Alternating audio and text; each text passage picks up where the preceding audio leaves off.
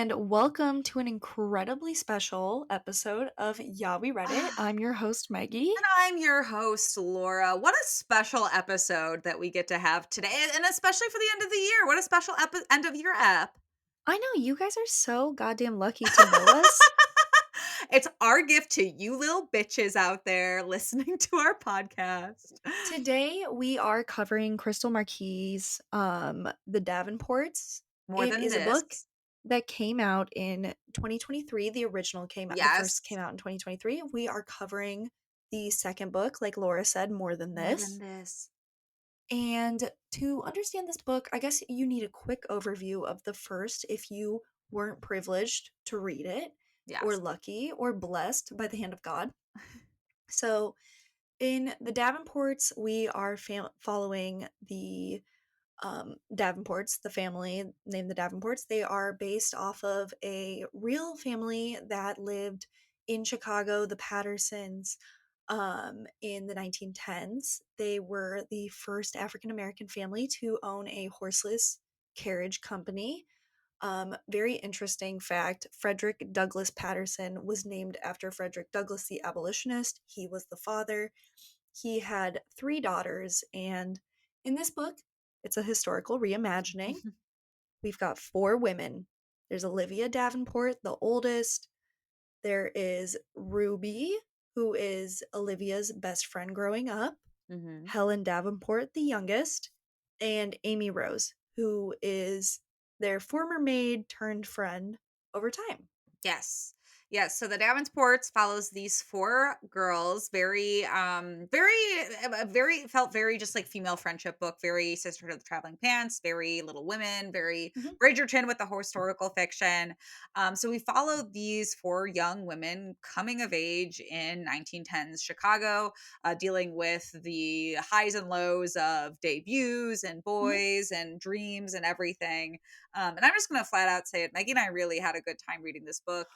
You It guys, you it gotta read this book. it reads so seamlessly. Like Mhm. it flew by, and I wanted more at every step. Krystal does an amazing job, and obviously, if you stick around for the latter half of this episode, we're interviewing her about all things the Davenports.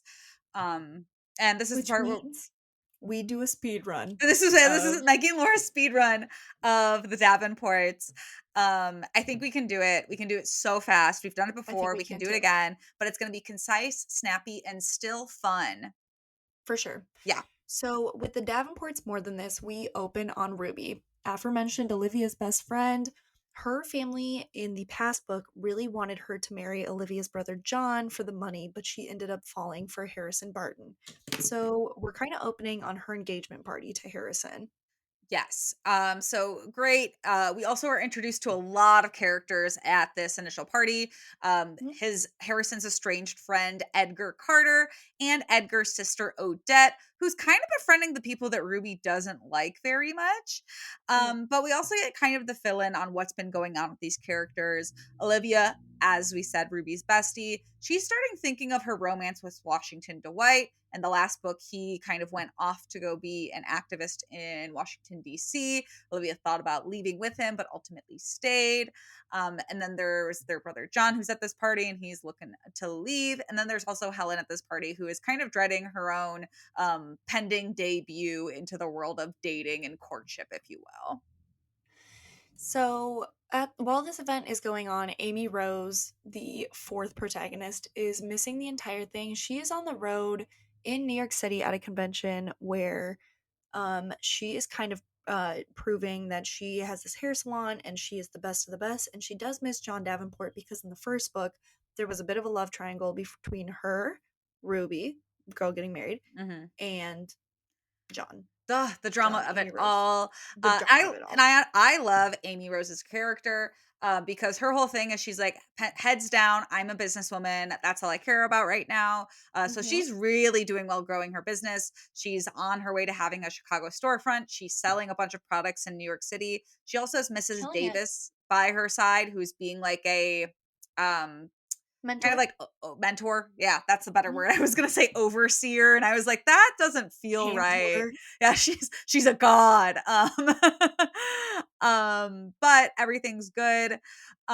We also get introduced at the engagement party to an important character, Everett Stone, who Mhm. is the lawyer for the Davenports. And him and Olivia dance, and Olivia likes the way his hands feel on her, which is very, very But salacious. she insists that this love can't happen because it is a marriage that her parents are trying to set up. Exactly. So she's like, "Why would I like somebody my parents want me to like?" But Fair. it A fair doesn't even thing. matter. Her dad's heading to London soon, anyways, so the Davenports are going to be rambunctious. Whew. John and Helen are excited because they're like, maybe this means that we can finally make our horseless carriage, i.e., an automobile, because those two are so bummed out on love. They're like, who needs it, anyways? They're like, when Daddy Davenport's away, the children are gonna The make a children will car with his play. money. um, Exactly. and honestly, I love that Helen and John waste no time. Like, it's almost like the door for Daddy Davenport closes, and they're like, "Great, bust out the checkbook. We're gonna hire a race car driver. We're gonna build a car."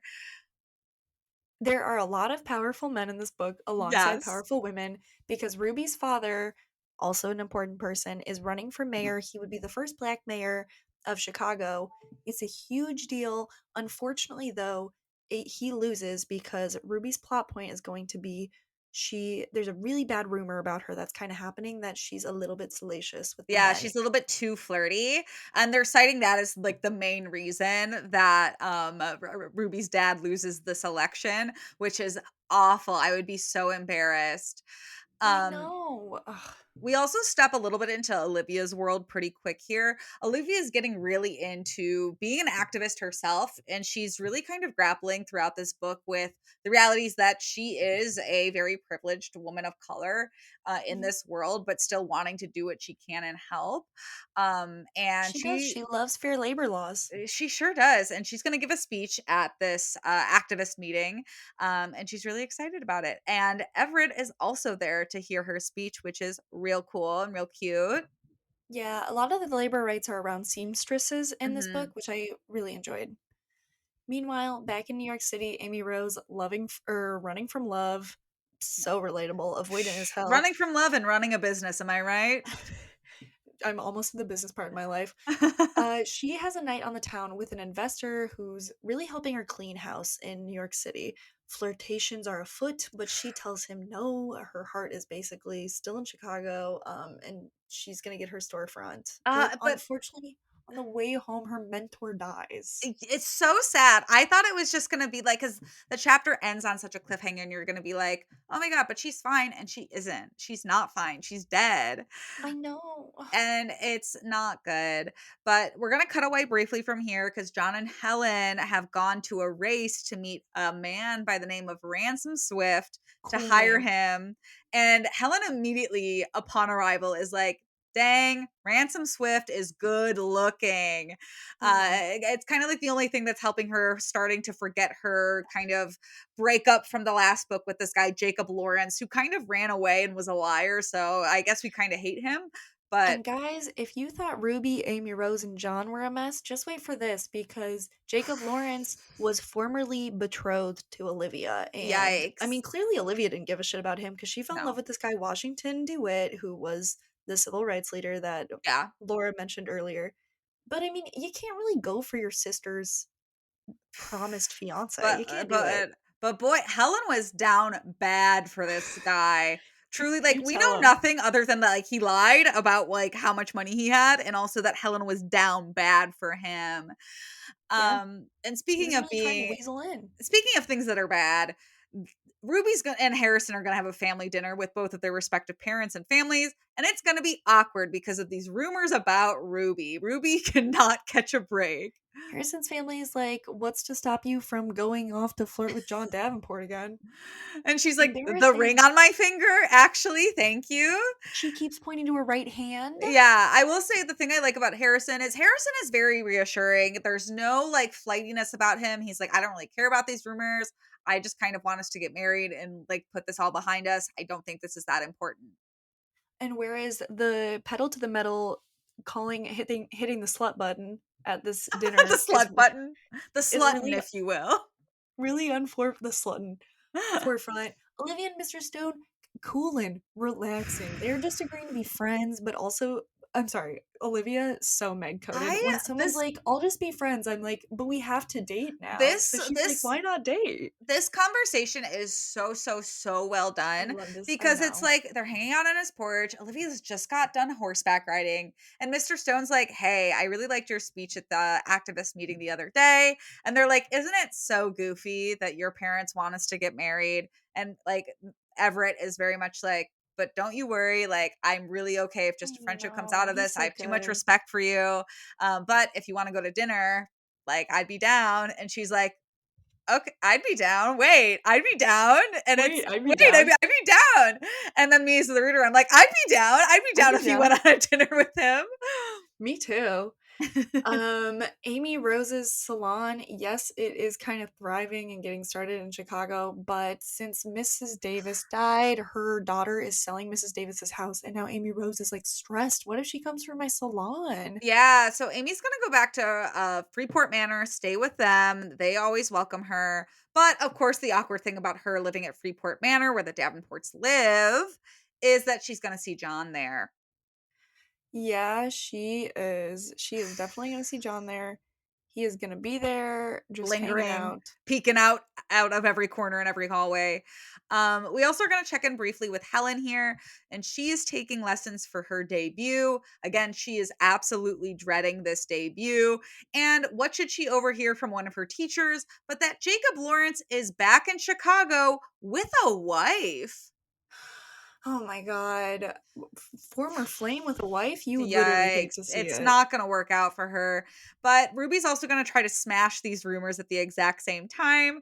She is hanging out in public with Harrison, Odette, and Carter, telling everybody, look what a good little girl I am. I am being normal. I am being efficient, and I am not being overly flirty with anybody. I'm just being a citizen of I'm just being a society. normal I'm just girl. being a normal girl.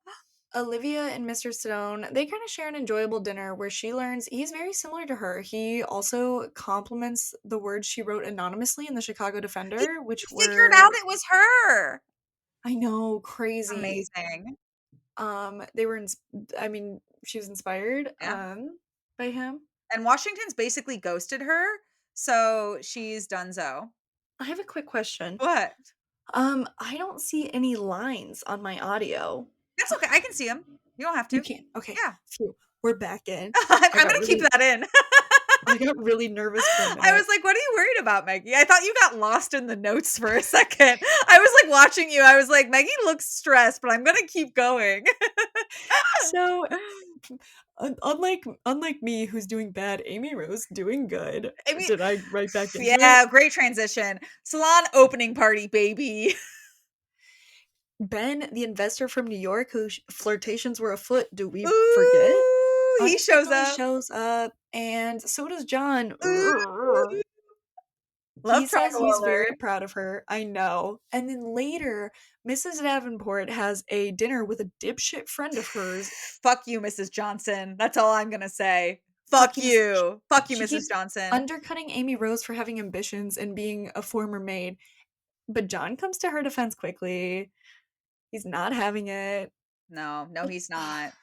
but the thing is, her and John can't really be together, even though they absolutely can. They should just talk it out. Yeah. Because she overheard his dad essentially implying that they can't be together because she was a former maid. Yeah. So that's, we kind of get some insight and background here. That's why Amy is so reluctant to get back together with John, as she really feels like his family disapproves, and she's not going to walk that line. She doesn't deserve it. Mm-mm. Helen, Helen runs into Jacob Lawrence meandering about. I'm sorry, where did they run into? Was it outside of her house again? I think it was Helen goes to meet John to work on the car, and Jacob's just standing on her porch. Jacob, how dare you? Jacob, how dare you lie and then come back with a wife? And he It's wants to just unbelievable. explain things, but Helen's not going to let him. That's what I like about this. Helen's not gonna like because she's headed to the club. It's like this club It's scene club where night. it's club night in the 1910s. Everyone's in their best They're club bloomers are clothes. out. Yeah. I don't know what they Everyone's were in in the there going out 1910s. top in jeans like they would do in the 2010s. with the long gloves. Ruby approaches a buyer named Mr. Price from Marshall's. She's trying to sell like her prints because she wants to design clothing now. Mhm. And Odette Carter is giving off some sus vibes. Like she is starting, I don't even know. She's just sus Odette's and just sussy. Odette's floating, and I don't like it. She's floating around, but things we're not going to pay attention to Odette because Everett Stone's going to come walking into the club, Oh, thank God. suave guy he is, and just so effortlessly, Olivia and him are just going to dance. They're going Yep. to end up outside alone afterwards, looking up at the stars, and they're going to kiss. Deep kish. Deep kiss. Love dip kish.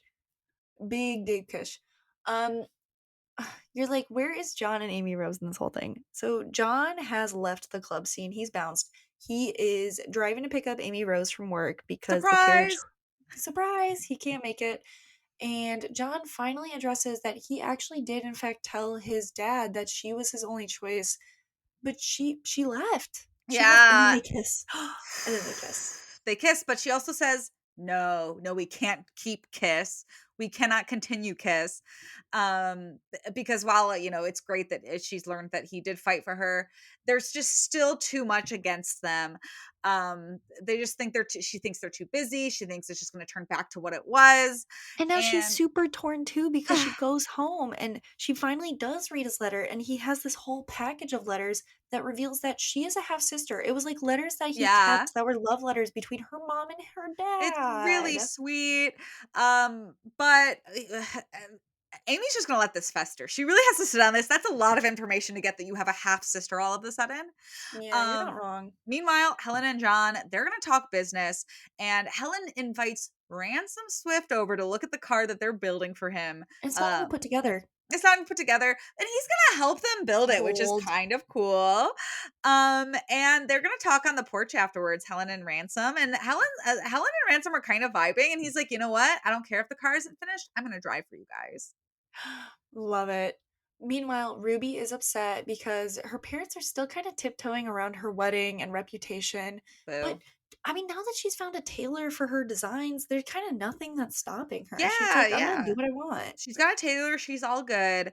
And here's another wrench into things. Washington Dwight comes back to town, We're just and starting to he like Mr. Everett Stone. And he's just gonna walk into the community center where Olivia happens to be hanging out. And Olivia's gonna confront him for not writing her. And Dwight apparently has some sort of good energy about him because he really circumvents this, like, I was too busy to write you, and is like, do you want to go to dinner? And she's like, yeah. And so after she catches up with her family, it seems like Amy Rose kind of catches up Olivia on her half sister. John's like, we kissed. I mean, Olivia is really being tossed around like a Yeah. Christmas ham. Woof. Woof. She goes on a walk after this with Washington. They do kiss. There's so much kissing. We love it. And he does acknowledge he knows he's got some competition with Mr. Stone, but he'll take it. So now we've got a welcome love triangle, which is interesting, and the stakes are high. Mr. Davenport also is going to return from London at this point. Amy's still in the house. Mr. Davenport, he's a little worse for wear. He has had to do some hard labor in his day, so in his older age, a lot of his joints aren't working right. But Amy, very, very just smart woman, knows how to make a good like salve to like help soothe his joint pain. So she's just kind of proven left and right that she is amazing. Ben They do King, have that bonding moment, yeah. yes. Afterwards, Ben King the next day is going to take Amy out to lunch, and she's going to turn down a kiss from him. Her emotions are all over the place. She's got other things to think about. Helen, meanwhile, has to go to the promenade to socialize. I love the promenade. Bring back that word. Yes. And she just keeps running into Jacob Lawrence because he just doesn't have a hobby outside of stalking, I Yeah, he's a guess. freaking stalker. For some reason, I feel like we're supposed to like Jacob Lawrence, but I hate him for some reason, and I don't know why that is. That is fair. Meggie and Laura listeners, if you've read the first book, just Someone said, email us. someone email us and tell us if We we're know you actually will. supposed to like him, because I Love Ransom Swift. And anytime Jacob Lawrence comes to ruin what her and Ransom Swift have, I'm mad. Because we have no context from the first book. Yes. So, okay, anyways, Jacob Lawrence, he's not married. It's actually his cousin, and she's like, okay, fine, I'll save you a dance at my big birthday party Yeah. celebration, then I guess if Yikes. you're not married. Yeah, so a weird thing, but whatever. He's asking her for another chance, like Meggie said. She's We like, love "Yeah, whatever. Ransom. I have my birthday debut. You can dance with me." And then Amy's gonna open up to Olivia and Helen later down the line here and be like, "Hey, me and John, we're just still at this impasse. We can't quite line up here." But the most important thing on my mind right now is I'm still very concerned that Ruth Davis is going to steal my salon. And I I feel like know. we kind of do gloss over this a little bit. I feel like if your friend was telling you, "Hey, I'm really worried someone's going to steal my property," we might spend a little more time on it now that I'm looking at my notes.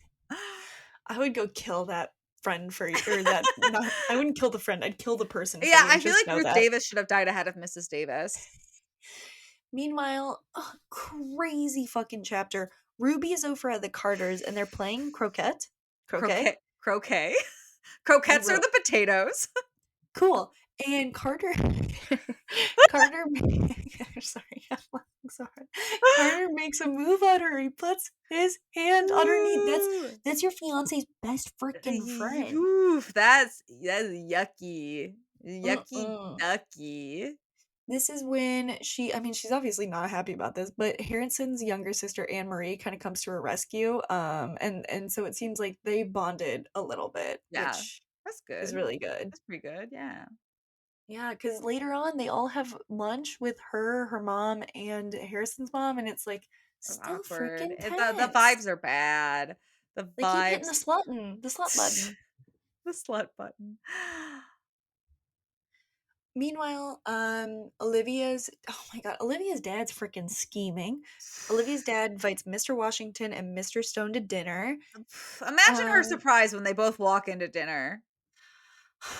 I would immediately be like, how can I hook up with both of them and But you then want to not figure know, out? Washington's about to lose a lot of points because he assumes that anonymous article that Olivia wrote was actually written by Everett and he starts insulting it openly.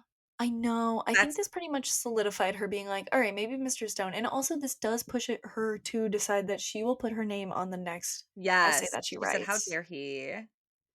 Amy Rose's worst nightmare comes to fruition as Ruth Davis kind of drops by her salon, makes really empty threats, sort of, that indicate that it's like she's going to take the salon. So, Yeah, like yeah, a lot of just threats here that she's gonna either take the salon or that Amy's not gonna be able to keep the salon. She's like, "I'll give you some money for percent ownership." Meh, meh, meh, meh, meh. boo, bad. But Ransom's also after this gonna come over because the car is Hot done and shot. he's gonna drive Helen around and then he's gonna let her drive too, which is kind of crazy because women were really allowed to drive in the early 1900s. So it's a very big moment. And it's like there's small flirtations. It's not decisive enough for her to like him. Like it seems like he's just her bud. Yeah.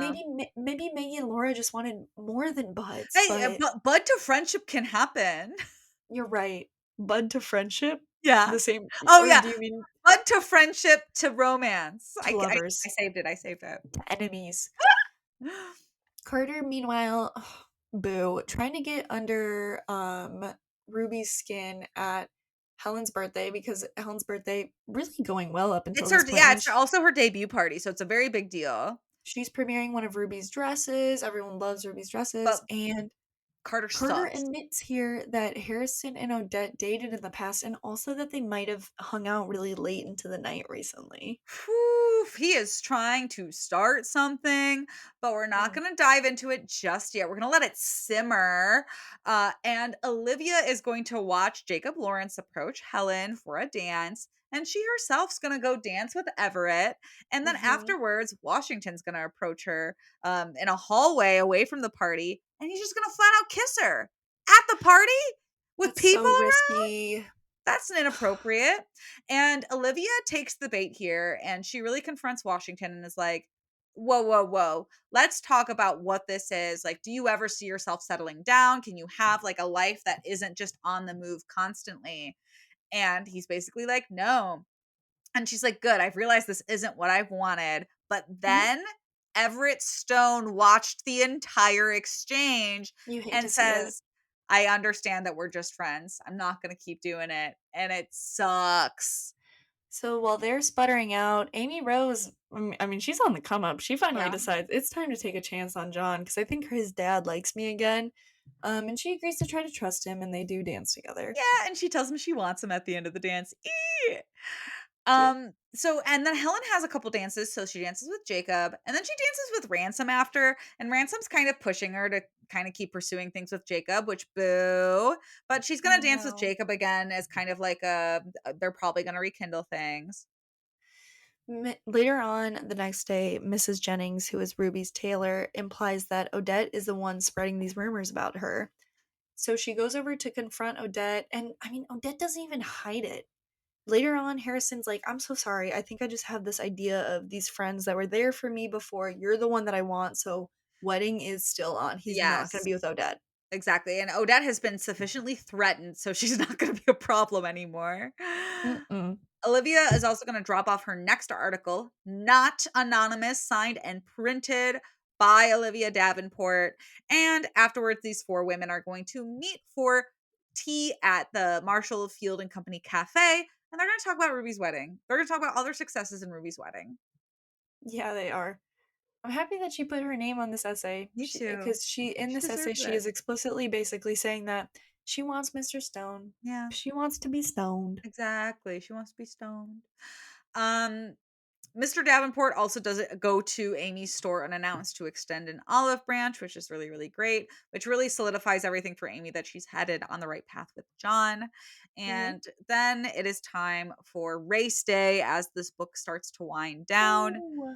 Helen asks Daddy Davenport for a job, and he says, "Let's see that car race first." Hmm. Ransom wins, and Helen's able to get a job officially with the company, which is really impressive. I know, he really turned a leaf after his gout. Yeah. Um, Despite this, one person is still beefing with their dad. Ruby, on her wedding day, as she walks down the aisle, very boldly is like, "That's the man that I'm gonna marry." So her family's gonna have to fucking deal with it. Yeah. And she's kind of just over him blaming the election on her. She does have a lovely small wedding at the Davenports. Yeah, so kind of a happy ending for Ruby. She's gonna get married to Harrison, and be happy. Olivia Hmm. is gonna apologize to Everett, and they're gonna get things back on track there, which is also very amazing. He does quote her essay back to her and says, Hope visits us in many forms," which I liked. He has so much respect for her. I love it. I know. Amy, at the end of this book, gets summoned to a lawyer's office, and we're like, uh oh, because it's to talk about Mrs. Davis. And we learned that Mrs. Davis has left the entire estate to Amy and not her daughter, which is awesome. And Ruth is I love pissed. it. I loved it so much. And our last chapter ends with Helen and Jacob, truly in the most romantic fashion, riding horses on the beach, racing each other. Amazing.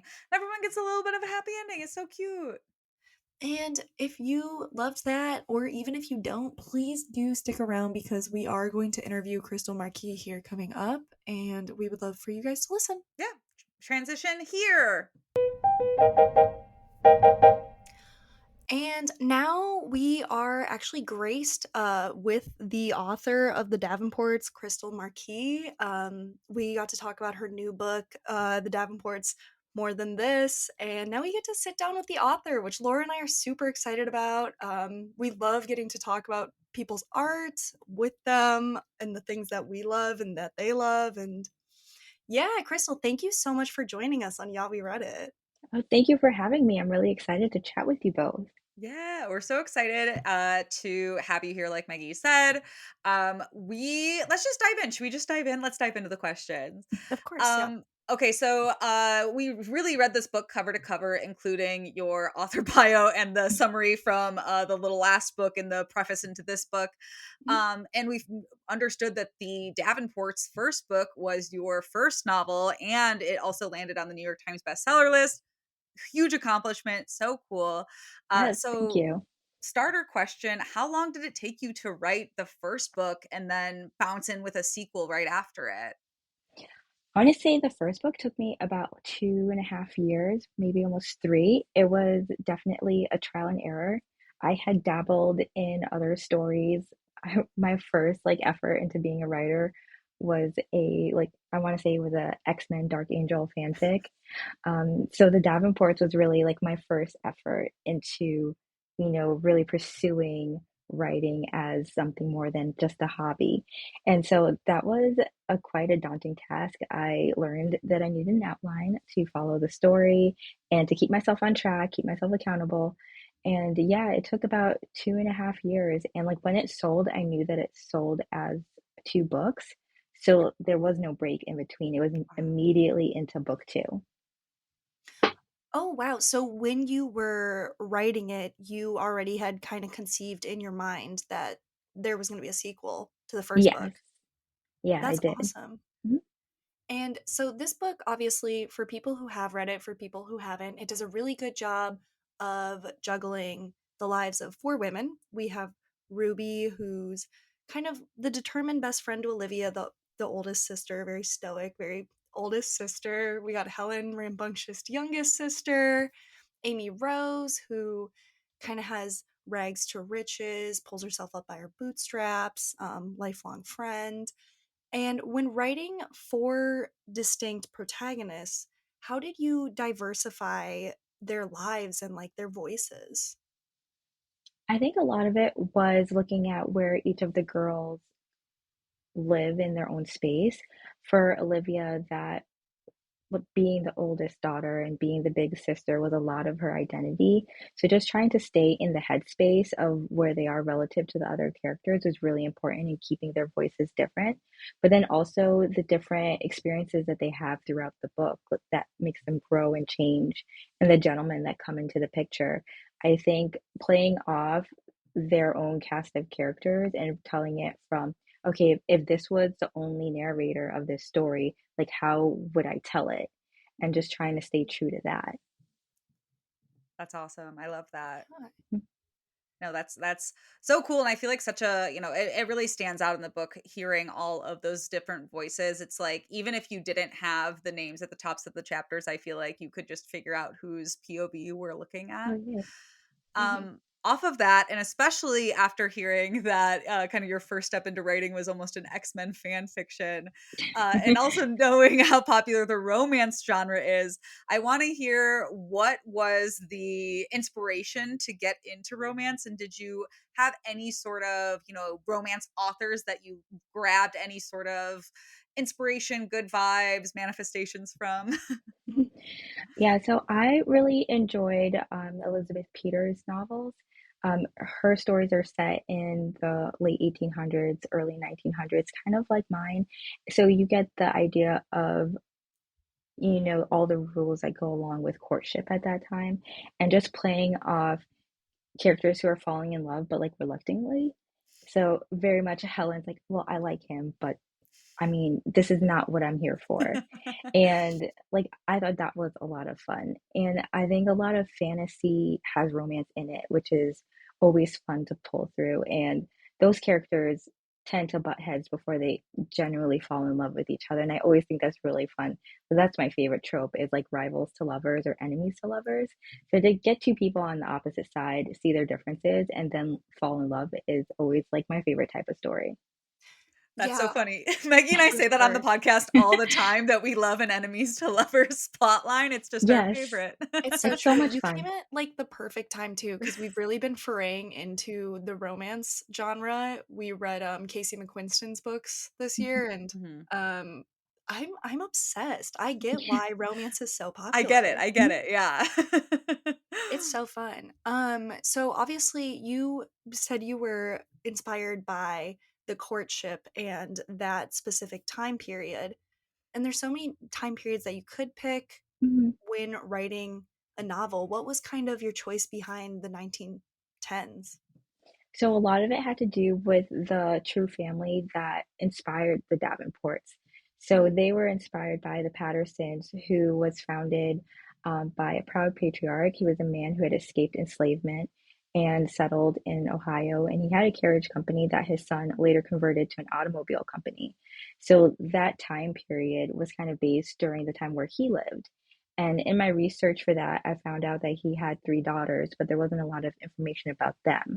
So I wanted to know like what their lives were like, what kind of challenges they would have faced, being one of the few Black families with wealth, but then also like stuck in that time period between the Reconstruction era and Jim Crow. Mhm. So it was really me playing with my own imagination, trying to figure out how romance and opulence and like hardship would have played during this time period. Mhm. So and it was the kind of story that I wanted to read, and I found it really interesting. So I kind of centered it during that time period. Nice. Yeah. No, that's really awesome and Yeah. very cool that you were able to find something that inspired you to kind of Mhm. let your imagination roam free a little bit. Yeah, definitely. Yeah. I'm gonna shift a little bit outside of writing because I want to make sure I ask this question that Mhm. we have, because read your author bio on the back flap of the books, and we saw that you were a biology major and you currently have just a standard day job in I think it was environmental health and safety for an online retailer. Yeah. And so I want to hear, how did you get into writing? What struck your interest about being an author? And also, most importantly, how do you kind of balance the creative side with a normal life? The balance is definitely interesting. I think I wouldn't recommend not sleeping, which is something that I did at the very beginning. Uh, there was a zombie crystal like walking around doing things, but Oh um, man. I ran on caffeine and Swedish Fish and Sour Patch Kids, and Amazing. it produced a book. So I Yeah. think it worked. But yeah, I got into writing mostly because I was a big reader and I was having a hard time finding a story to keep my attention. And then like I said, I really liked romance and I liked historical fiction, but I Hmm. couldn't find like a story that really held my attention for too long. And it was my brother who was like, okay, well, like write the type of story that you want to read. And then that's when I started dabbling in things that I liked, which was, X-Men and Dark Angel and science stuff, but then also romance with like big balls and elegant gowns and all these courtship rituals that were like just really interesting and that I think created a lot of tension because how do you flirt with someone when you have a chaperone or your parents are like around the corner? Like it's really difficult, but also a lot of fun.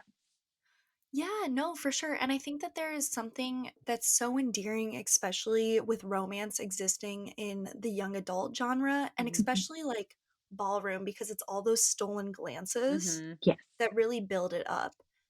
The little I'm, grazing of hands, like it's great. Yeah. Yeah. The longing I looks and love it. everything. And, when I think of romance, at least, there's very distinct romance, which is those lingering glances, young adult, where it's like your first crush and you just want like an innocent kiss, as opposed to, I've also gotten really into Sarah J. Maas, the more More or adult like stories. adult romance. So, what made you land on wanting to do young adult romance? I read a lot of young adult. I like the pacing. I like the fact that they're going through everything for the first time. I mean, I feel like a lot of readers remember their first time falling in love or getting their Mhm. heart broken or talking to a boy that their parents told them not to. So I think that they're stories that you read and it kind of takes you back or gives you an alternate look of like how life could be. And I just think that for the characters when they're doing things for the first time, it's so much fun to root for them and to like invest in their story and want to see them succeed. That that's what really drew me to YA and why I wanted to write it. Yeah, I think I completely agree with that. I think the reason we still read YA here for this podcast is because we can, see our younger selves in those things and even see our older selves in those too. I think a lot of these Mhm. characters are not just limited to being a young adult or even a teenager. Yeah, it's great Um world building. yeah, Mhm. exactly. But off of that kind of quip that we're saying, um, with talking about seeing yourself in characters, do you feel like you see any elements of yourself in these four protagonists? Mhm. Yeah, I would say that I got a little bit of my own personality in each of them, which was a lot of fun. Sometimes I'll do interviews and I'll talk about something like, oh, okay, so that's where Helen got that from. Like, I have Yeah. I have a Mustang that like requires way too much work and attention, and so like I have an interest in that, and that was something that I was able to play with through Helen's character and Ruby's love of shopping. That's like something that I love.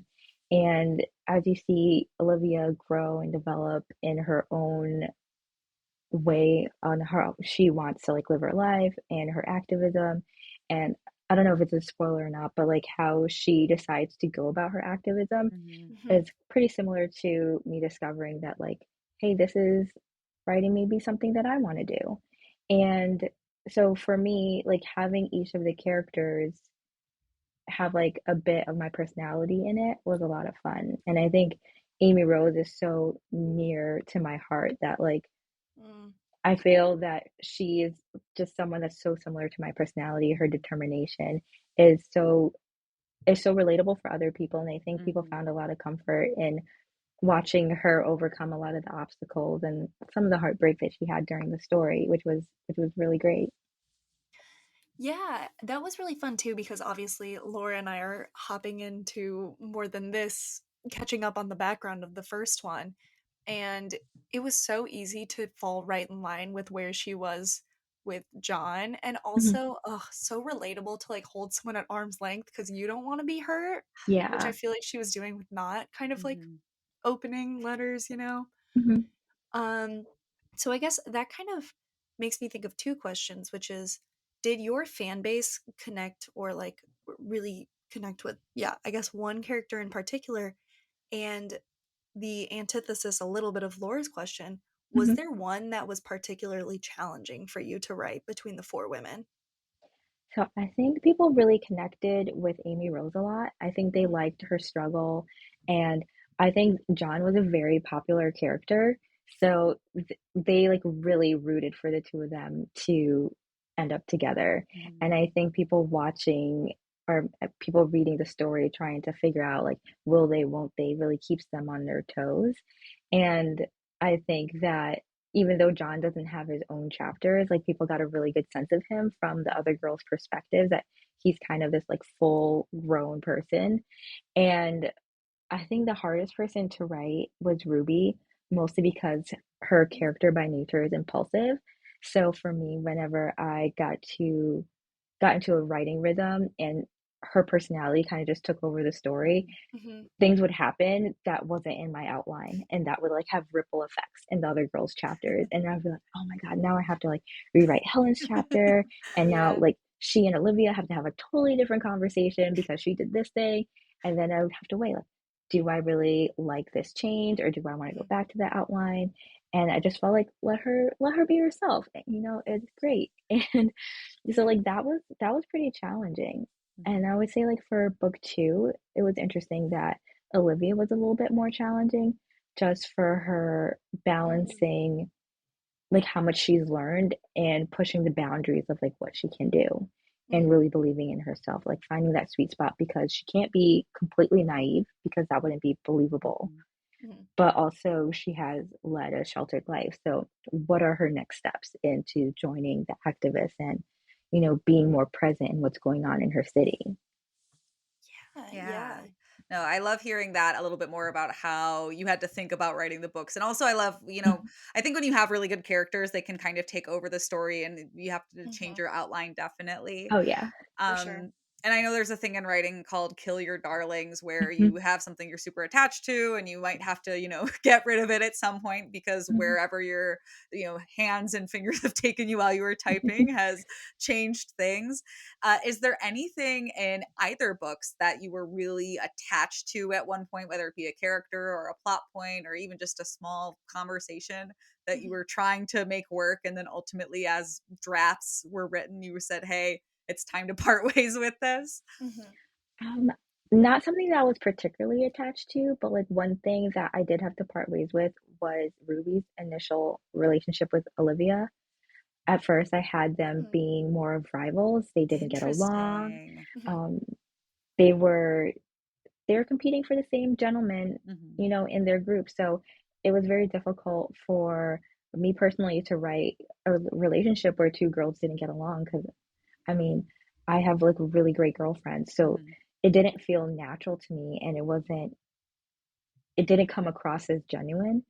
And I ended up rewriting like the first third of the book because I couldn't get past a certain point. I couldn't figure out how to write the story. Mhm. So I went back and I rewrote it with them as best friends. And it was Mm. just so much easier to continue the story from there and to like develop each character independently. And even though that they have like such different views of what they want their future to be, they're still so supportive of each other. And I think that was much much more natural for me to write than the two of them being rivals. Wow, that's really cool. Yeah, I think that that's like the tricky part, obviously, about budding female friendship a lot that you see in media too, is that there's Yeah. sometimes that inherent jealousy and insecurity because, I mean, women have to carry a lot, which is kind Mhm. of hard.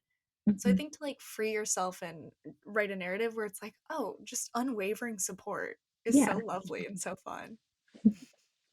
So the Davenports, obviously, we have kind of the narrative plot of romance happening at once, and we also have a much heavier plot that relates back to society and Colin of all of the political and racial aspects that were happening in lieu of integration.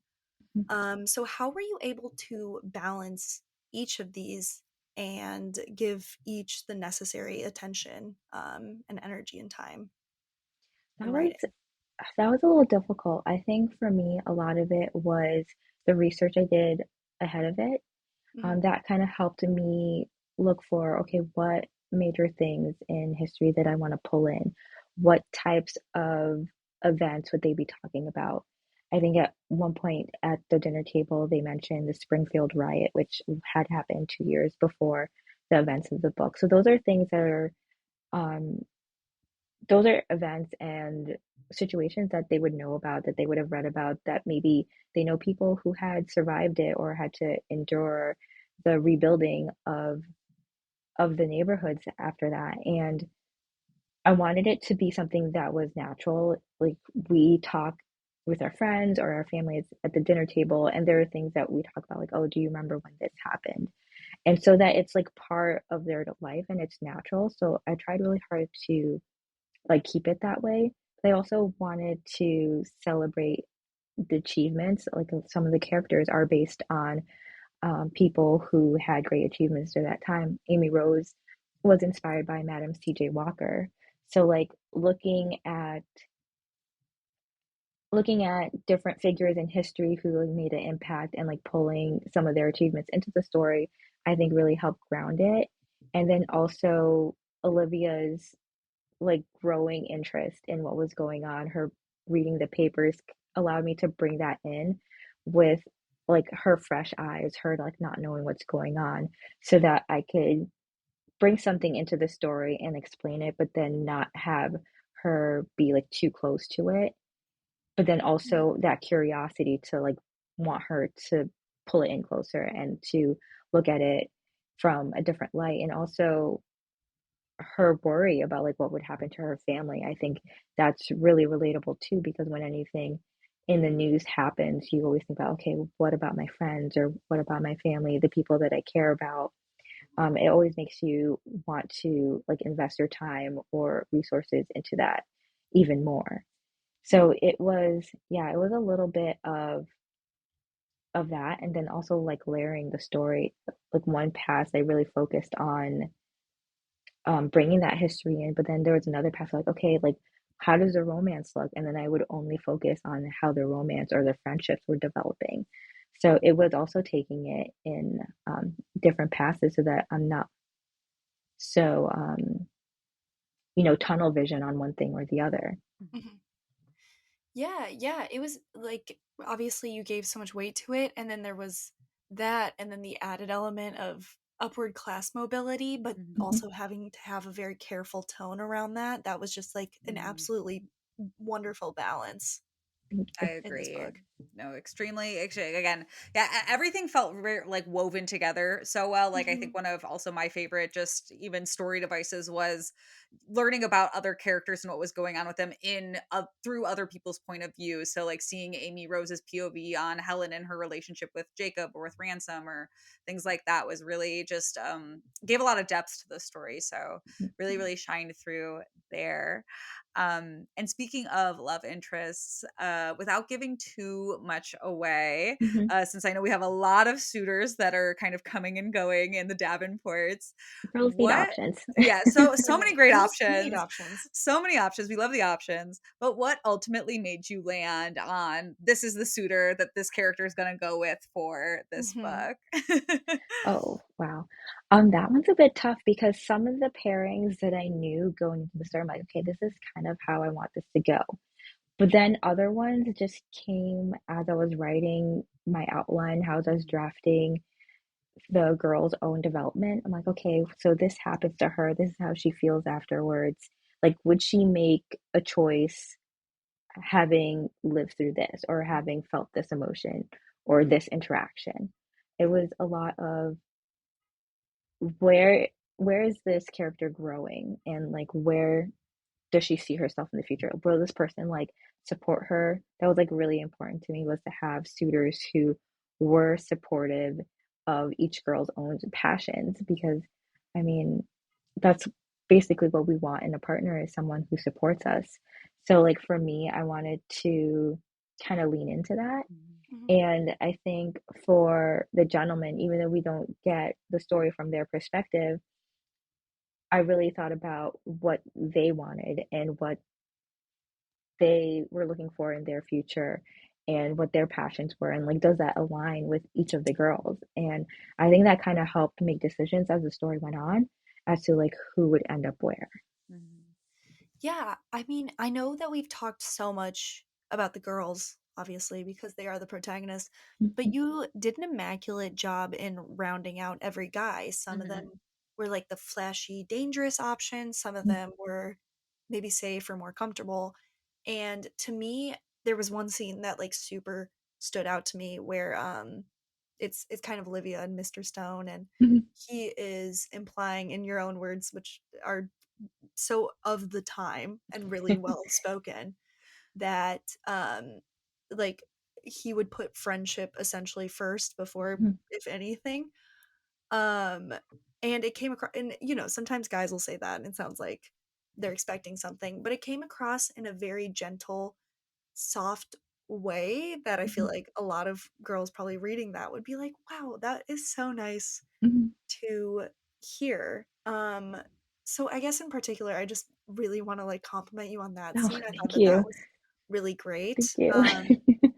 I'm wondering if kind of you had this same sort of writing and outlines in making the guys too, because even though we don't see them that much, they are really fleshed out. Mhm. Yeah, so the guy's character development was pretty similar to the girls. I Mhm. have this like giant OneNote document on my computer with like a bajillion color-coded tabs, Yeah. and each character has their own tab, including the gentleman. So they have a tab like what do they wear, where do they come from, what their jobs are, what do they smell like, what foods do they like. So each of them had like their own personalities, even though they're not specifically in the story from their perspective, Mhm. like they have this whole like 3D image in my head of what they're like, and that's what the girls are responding to. Mhm. Yeah. Yeah. It really Yeah. bled through the page. And I think another element of this that I would love to touch upon Mhm, while we have you here too is clearly the world building is really immaculate and you did pick a time and you put your research into it, and that is great. But you also captured it through the dialogue. It almost Mhm. was like Shakespearean in its diction. How did you learn to like write dialogue that did feel of its time? oh, thank you so much 'cause I was so nervous about the dialogue. You did a great It's job, No, I seriously. thank agree. you, You did so good. thank you. It was like thinking about it in more of a formal way, but then also like some books that I read that were like set in that time period or from that time period kind of helped. Lots of movies, and There was like a few phrases that I did search up. I had like a running list of slang or like phrases that were commonly used. And there was Cool. one that I really liked when I was writing book one. And then in my edits, someone cut like, oh, they didn't start using that until like 2 years later. And I was like, oh. So then I had to like think of a new slang word or like completely eliminate it from the story. But yeah, it took about as much time as it did like, researching all the maps of Chicago. Like it was definitely something that I did spend some time doing so that I kind of can do the best I can. Like Mhm. there are some parts of um, the city that were a little difficult for me. Like I didn't realize, well, after my first draft, I realized that the Field Museum had changed locations. So like that I had Oh. to rearrange in my head. But yeah, it did take like some time and just keeping track of all the things that I found out, keeping notes and saving websites and remembering what I named the websites when I saved them. That was a lot of fun too. I was like, is this it? Oh, next. Yeah, Nice. I get that. Oh my Yeah. gosh, that's crazy that you also looked up like old maps of Yeah. Chicago. Yeah. Laura and I, well, Laura's still in Chicago, but Hmm. we met in Chicago. Mhm. No, yeah. Anytime anything's set in Chicago, I'm like, it already has a piece of my heart. I'm already Yeah. obsessed with it. Mhm.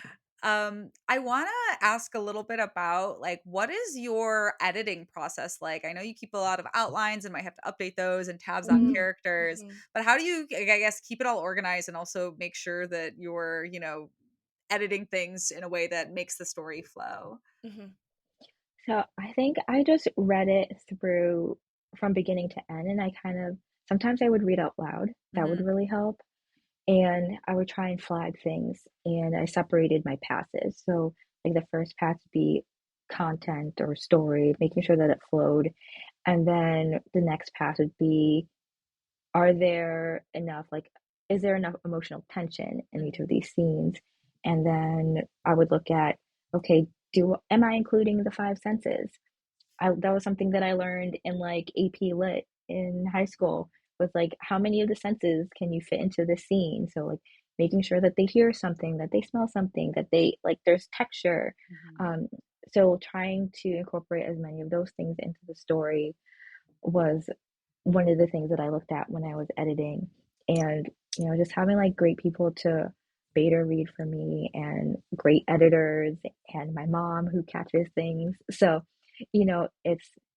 it was a lot of reading. Yeah. It definitely sounds like a labor of love, but really cool Oh to hear yeah. kind of the strategies that you Hmm. use to say, like, great, I'm gonna do one pass where I'm just doing this, and one pass where I'm just doing this. I think that's a really kind of smart idea to get those Yeah, finer details really ironed Yeah, out. yeah. for And like sure. using the track changes too helped a lot, like so that I wouldn't get distracted or forget. You ever have those moments where you read something and they're like, "Oh, Yeah. that's a great idea. I don't want to forget that." And then like 20 minutes later, like, I You're like, had a I great thought of idea. something, but I what was don't it? remember what Yeah. yeah, like you don't remember what it is. So it's like if I'm doing if I'm focusing on one thing and then something pops up, I just like highlight a sentence and like put a note for myself for Yeah. later so I don't forget. I get that. I feel like Mhm. mine is always at 2 a.m. where I think about the most beautiful prose and I'll text it to myself and I'm like, oh, wow. And then I'm thinking about that life event and I'm like, wait, no, Maggie, stop. You have to go to sleep. It is time to go to bed. I don't know, inspiration hits at 2 a.m. It just Yeah. does. 2 to 4 a.m. Yeah, it's There's the Yeah. something, inspiration hour. Yeah. it's, yeah, it's crazy. I think I saw too that is the Davenports being optioned for like a TV show. Was there a Deadline article or did I make that up? No, you didn't make it up. So yes, it has been optioned for a Prime series, which is Ah, really, that's really so fun. cool. I'm so looking forward to seeing the story come alive and like sharing it with more people. So yeah, That's And so exciting. And that also yeah. is really exciting that Prime's doing it because I feel like Prime, above a lot of other streaming services, Mhm. really does well with book adaptations. Like Hmm. Panic was really good, and oh my My gosh, Lady My Lady Jane. Jane was so good. So I'm very, very happy to hear that, and I'm crossing my fingers for you because I cannot Oh yes, wait thank you. for what that turns into. I bet it's That's gonna be so Hmm. exciting. awesome. Yeah. Are you gonna like have any oversight too in kind of seeing that script develop? Or I also is mean, that not something I don't know what people can talk about, to be honest? I don't know. It's still pretty early in the process, but Cool. I am totally willing to help in any way that I can. I really hope that they cast like new people Mhm. in the roles so that like other people get an opportunity. I'm just like so looking forward to seeing it on like any screen. It'll be a lot of Yeah, fun. It's gonna that's be awesome. it's gonna be great. It's Mhm. gonna be so fun.